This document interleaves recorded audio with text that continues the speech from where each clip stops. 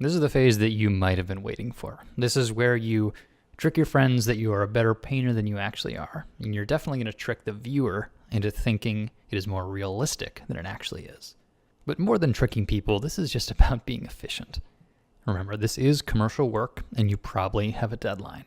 So one approach would be to paint all these details by hand. And certainly if you're working on something that's very stylized, that might be your only option.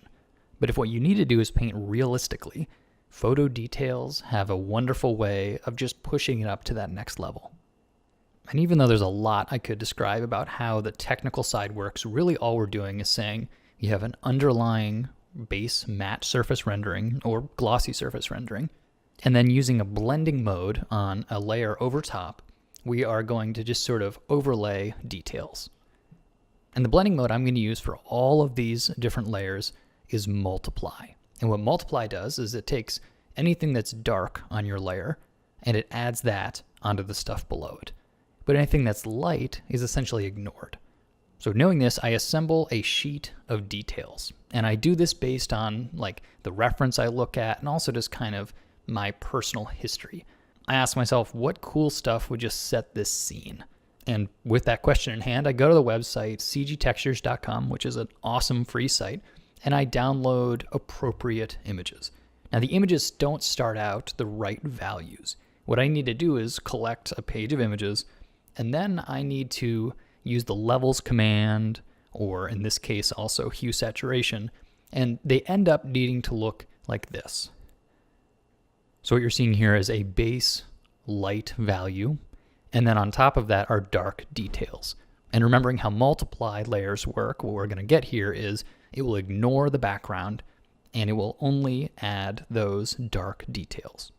So armed with this knowledge, we are ready to start overlaying details onto our image.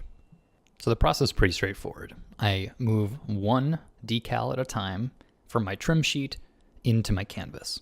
And then once it's in my canvas, I'm essentially using two different tools. The first one is Free Transform. Now this is where that nice grid overlay is going to be helpful because it needs to match the perspective of the image. Nothing will kill your hard work faster than just slapping a flat overlay on top of your image and ignoring perspective. I see this all the time for beginners and it looks terrible. So remember, mind the perspective. Then once it is in place, you probably have too much of the detail because really this is all about subtlety. You don't want to go too crazy with these details, otherwise it'll get noisy again. So I'm going to use layer masks to hide away and selectively reveal bits of the decal. So as you've heard me say a million times before, here I'm applying a layer mask to the layer, and then I'm painting with black and white to hide and reveal the image. These days, the way I like to do this generally is to hide everything, as in I make a layer mask, I fill it with black, and then it disappears. And then I'll get white out and begin to selectively reveal bits of that layer. And so this gives me total control. It makes sure I don't accidentally include too much, and really I only put those details where I want them. Now some of these things are super easy. It is a standalone item, and I've essentially given myself a spot for it in the image, and all I need to do is make sure it's the right shape, and then I'll adjust the levels a little bit, and then it's in there. No problem. But some of them are going to take a little more work.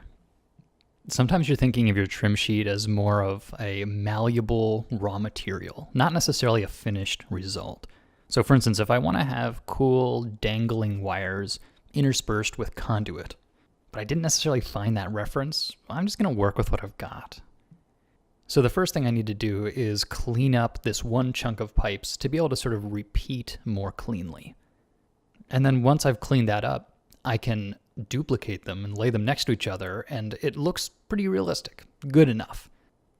And then in this case, I know I want to have sort of dangling bits that are curved down from the rest of the straight segments. And then again, no problem. In this case, I'll just cut a little chunk of it out, use the warp command, and then up in the left-hand corner of the warp command, there are these nice presets. And here I'm going to use the one called arch, and I'm going to give it a negative value. And then once I've got my pieces, I sort of connect them all back together, make myself a larger repeat unit, and then I start putting it in position. Now, if I had found a perfect photo of this sort of thing right on the internet, I would have been able to skip this step. But there's a lot of situations where you can envision a cool detail, but you can't find a photo. So that's where it takes some sort of Photoshop collage techniques to take what you do have, mess with it a little bit, and then you can have exactly what it is you're looking for. Okay, the motorcycle is a challenge because a motorcycle is something that we've all seen before. And whether or not you know it, there are certain mechanical bits that are going to decide whether or not you believe this is real or fake. And I'm no motorcycle expert. So for me, the ability to use a photo and to just sort of slap it on top is actually the best way to approach this. So here I've prepared a few different cutout parts from internet photos, and I'm going to try and incorporate these into my image such that they sort of match the rest of the painting.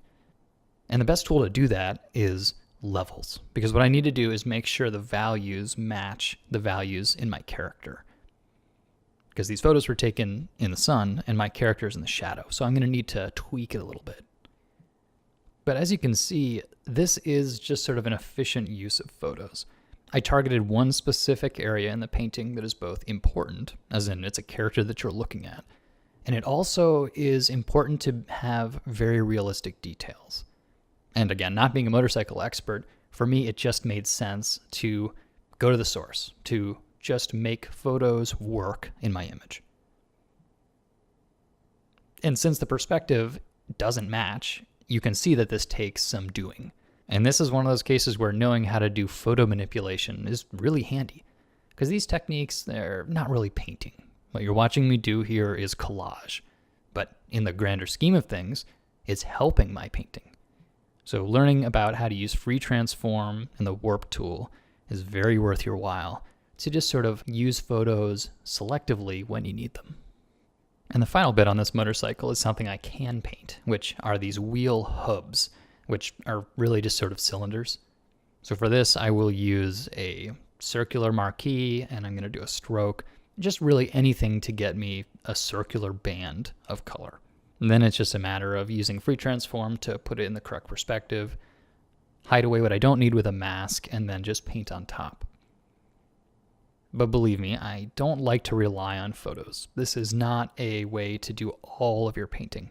But for very specific cases, it's just the most efficient way to work. So I take this approach for the entire painting. I cover everything I want to with a little extra detail from photos. And as you can see here in the roof, sometimes it does require a little painting on top. You want to integrate these. It's pretty embarrassing when you have an obviously out of place photo sort of ruining your painting. What you're doing here is enhancing. You're not trying to show off. And then eventually you are finished with the photo texture phase.